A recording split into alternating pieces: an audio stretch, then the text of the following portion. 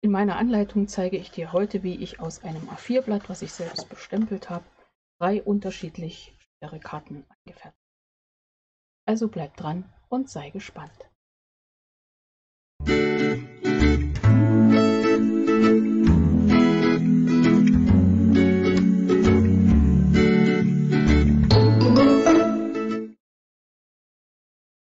Hallo und herzlich willkommen in meiner Kreativwerkstatt. Schön, dass du dabei bist. Ich bin Angela von der Stempelfamilie. Ich bin unabhängige Stampin'-Up-Demonstrantin. Heute eine Anleitung zu meiner 14-Tage-Challenge zum Weltkartenbasteltag. Alle Informationen dazu findest du auf meinem Blog, den ich dir verlinkt habe. Jo, am letzten Wochenende hatten wir hier einen Tag der offenen Tür und dabei hatte ich mir ein Projekt überlegt, wie ich aus einem A4-Blatt ganz einfach 3 bzw. 5 Karten anfertigen kann. Die Karten sind vom Schwierigkeitsgrad eher leicht, leicht mittel und diese etwas schwerer. Ja, wie ich das zerschnitten habe und wie wir das überhaupt gemacht haben, das zeige ich dir jetzt. Womit wir gearbeitet haben, zeige ich dir auch. Es war echt ein richtig gut erfüllter Tag mit vielen tollen kreativen Ideen und ich bin immer begeistert von der Kreativität meiner Kunden. Jo, ich zeige mal, was ich hier so als Muster hatte. Meine Karte, mit der ich gearbeitet habe, was ich vorher schon komplett zerschnitten habe, die ist richtig krachend bunt geworden. Wie ich das Papier angefertigt habe, wenn dich das interessiert, schreib mir das, dann kann ich das auch mal zeigen. Ja, daraus habe ich diese leichte Karte, dann diese schwerere mit den Streifen und dann diese Fun Fold Card, und zwar ist es eine Pop-Up Panel Card. Ja, die 3 Karten angefertigt und du siehst schon, hier bei dieser hätten wir auch die Möglichkeit, wenn wir das als Vorderfront nehmen, insgesamt, wie gesagt, 5 Karten anzufertigen. Ein Designerpapier selbst stempeln, ja, das ist was für uns Kreative ganz besonders. Du siehst schon, da gibt es Möglichkeiten ohne Ende. Hier ist gar nicht viel verwendet, außer die Stempel, Fingerschwämmchen oder die Blending-Pinsel. Ja, und das Ganze einfach mal so ein bisschen Marke Kreativität freien Lauf lassen. Wir haben ja diese Challenge, 14-Tage-Challenge zum Weltkartenbasteltag und die ersten 3 Themen, die werde ich heute so ein bisschen mit auffassen. Also das erste ist eine Geburtstagskarte. Dann gibt es eine Karte mit Blättern. Herbstblätter heißt sie, glaube ich, das Thema. Und das dritte Thema ist Fun Fold Card und da gibt es eben diese Pop-Up Panel Card. Ich zeige dir jetzt, wie ich das Papier zerschneide. Vorher stelle ich noch kurz die Stempelsets vor, mit denen ich hier gestaltet habe. Das waren einfach altbekannte. Zum einen Very Versailles, diese Schrifthintergrundstempel, der passt immer wieder und auch die Blätter waren sehr beliebt zum Weltkartenbasteltag bzw. zum Tag der offenen Tür. Gute Laune Gruß kann man durchaus auch verwenden mit den schönen großen Sonnenblumen und den Blättern. Und dann 2 Neuerrungenschaften in meinem Stempelregal. Das ist einmal Schöner Kranz, gleich mit den Stanzformen dazu und Freude am Schenken. Hieraus habe ich dann auch die Blätter genommen. Ich werde heute mal dieses Blatt zerschneiden. Ach ja, wir haben natürlich noch Nichts geht über. Auch das als Alternative gehabt für alle, die vielleicht nicht vordergründig den Herbst auf dem Plan hatten. Ich nehme heute mal dieses Blatt und zerschneide das, so wie ich mir das überlegt habe. A4-Blatt, weißt du ja, die Größe ist 29,7 mal 21 cm und von der kurzen Seite schneide ich jetzt 14 cm ab. Und dann habe ich noch, wenn ich richtig rechne, ein Stück von 7 cm an der schmalen Seite und die ganze Länge, also teile ich das jetzt bei 18,5, bei 14,85, ich wieder mit meinem Zahlendreher, 14,85 und dann habe ich 2 Elemente für 2 Karten. Jo, dann nehme ich mir mal 2 Faltkarten. Hier schon mal was vorbereitet. Ganz normal, lege sie hin und du siehst schon, das passt hier wunderbar drauf. Und das eine Feld ist schon fertig. Jetzt habe ich hier die Möglichkeit, eine Mattung drunter zu setzen. Ja, und für das zweite nehme ich dieses. Auch dieses würde wunderbar passen zu unserem Thema Herbstlaub vom Tag 2. Und für das dritte Element habe ich ja diesen großen für die dritte Karte. Und den teile ich jetzt jeweils bei 29,7 bei 9,9. Schneide ich also 3 Felder bei 9. Die Anleitung für eine Pop-Up Panel Card verlinke ich dir. Ich habe da schon mal eine gemacht. Ich werde Anfang nächster Woche nochmal eine neue machen mit einem anderen Stempelset. Ich verlinke dir heute mal hier die Anleitung dafür. Also, Moment, wo zeige ich hin? Da oben. Mal sehen, ob das stimmt nachher. Bin gespannt. Wird verlinkt.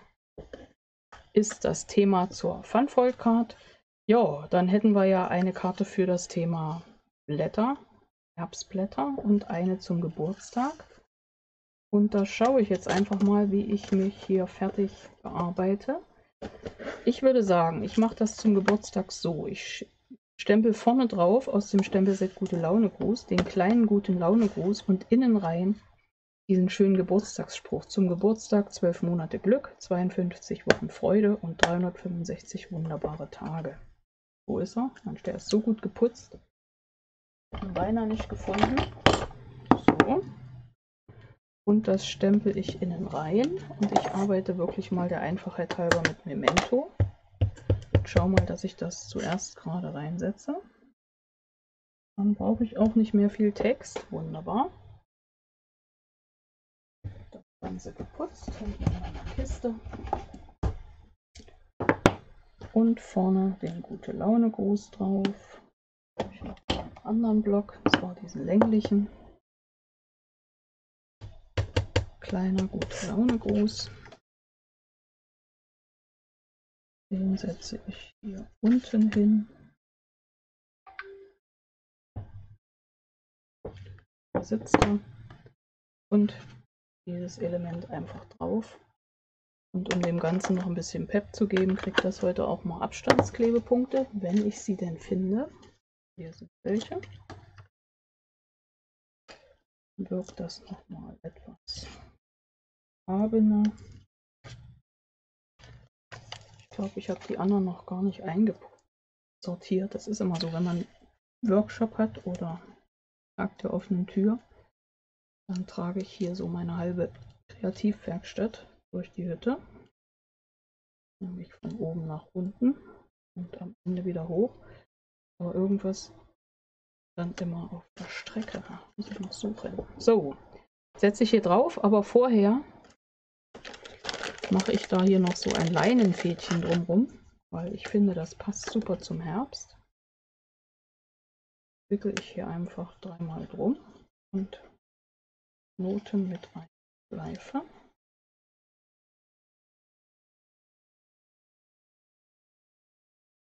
Und baue dann am Ende noch das Fädchen rum.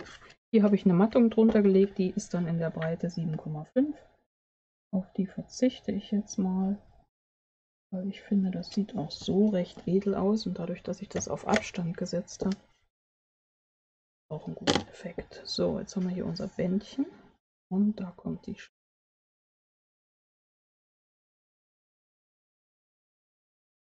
ein bisschen.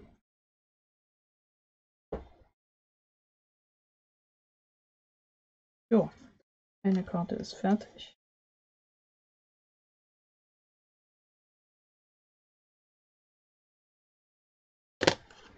Die zweite Karte schaue ich gleich mal, was ich dir da am besten zeige. Vom Thema her wäre ja da das Herbstlaub dran. Du siehst aber dieses, wie ich das hier gemacht habe, und nächste Woche in meiner Challenge ist ja dann, glaube ich, das Thema gestreift dran. Ich habe das wieder mal nicht vor Augen, aber wird so sein. Also nehme ich mir hier eine von diesen Klebefolien, die es auch im Katalog gibt, wo man vielleicht gar nicht weiß, was mache ich eigentlich damit. Schneide ich mir auf 7 cm und ziehe hier diese Folie ab. Mit der haben wir letztens auch schon gearbeitet. Und je nachdem, wie gut ich damit zurechtkomme, ziehe ich entweder alle 3 ab oder alles nacheinander. Da gibt es ja Möglichkeiten. Nehme mein Stück Farbkarton, also mein Stück selbstgestaltetes Designerpapier, und setze das hier ganz genau drauf. Die Streifen von dieser Folie, die sind immer 6 x 12 Inch. Ich habe also auf 7 cm geschnitten, hier die 6 Inch gelassen, also bleibt ein Stück übrig und damit komme ich nachher gut zurecht, um meine Folie hinten abzuziehen, wirst du gleich sehen. Ich rakel das mal ein bisschen, also drücke das richtig an, dass der Kleber vom Trägerpapier auf mein Papier kommt, und schneide mir jetzt 1 cm Streifen. Muss nicht ganz exakt sein, die lege ich immer hier auf der rechten Seite im Schneider an.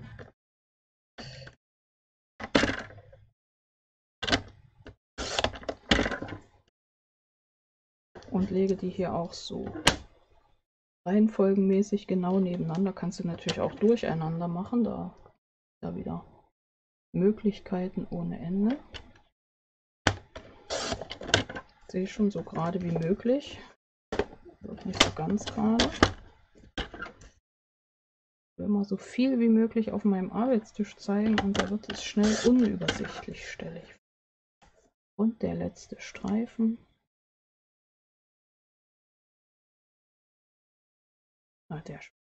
Das. Also nicht. Mal gebogen. Und was hilft immer? Unten noch schieben und einfach durch.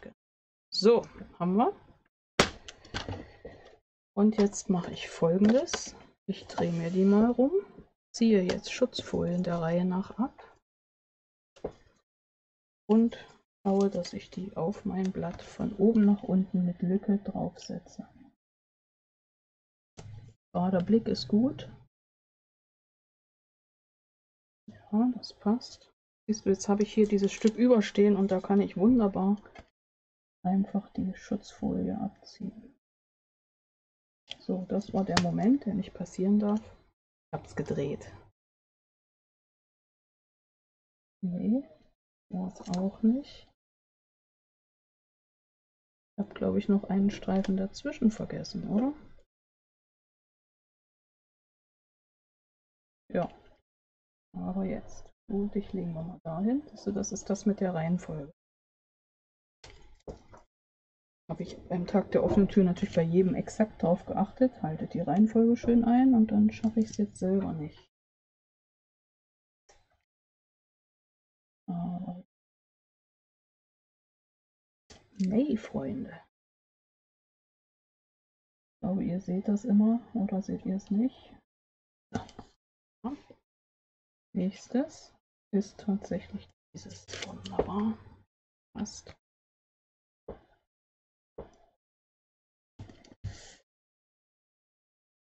Schauen wir mal. Ja.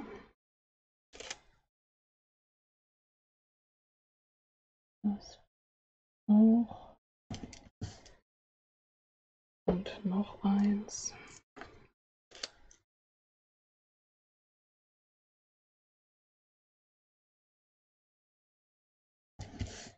Und eins haben wir noch. Übrigens, wenn man die Reihenfolge nicht einhält, dann kann man auch radikal einfach alles kreuz und quer kleben. Sieht auch nett aus. Jetzt gucken wir, dass wir hier unten relativ gerade wiederkommen. So. Ja, cooler Effekt, oder? Mal im Vergleich zu diesem hier, finde ich, passt das ja schon ganz super. Ja, und dann nehmen wir uns für die dritte Sache, nur mal einmal grob gezeigt, aufrollen. Da setzen wir dann auf den Rohling außen auf, das was uns am besten gefällt, und diese zwei Elemente innen rein. Und der Rest ist der Mechanismus. Und wie das geht, wie gesagt, ich verlinke dir es. Und am Montag kannst du dich freuen, zeige ich da auch noch eine ganz neue, ganz besondere Karte.